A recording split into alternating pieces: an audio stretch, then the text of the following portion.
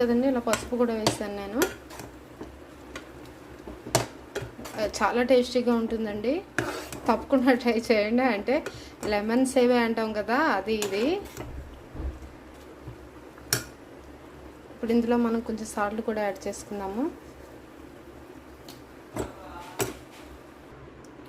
చూసారు కదండి, ఇది చక్కగా బాయిల్ అయిపోయింది.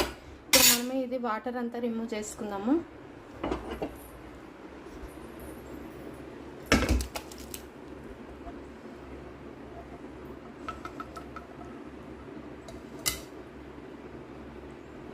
చూసారు కదండి, ఇలా కోల్డ్ వాటర్ కొంచెం వేసుకున్నాం అనుకోండి, ఒక గ్లాస్ కోల్డ్ వాటర్. చూసారు కదండి, ఇలా కొంచెం కోల్డ్ వాటర్ యాడ్ చేసుకున్నాం అనుకోండి, మనకి గంజి వాసన రాకుండా ఉంటుంది. నెక్స్ట్ మనకి చల్లారుతుందండి, ముద్దగా అవ్వకుండా ఉంటుంది, ఇలా విడిపోతుంది మనకి. ఇప్పుడు మనం పోపుకి రెడీ చేసుకున్నామండి.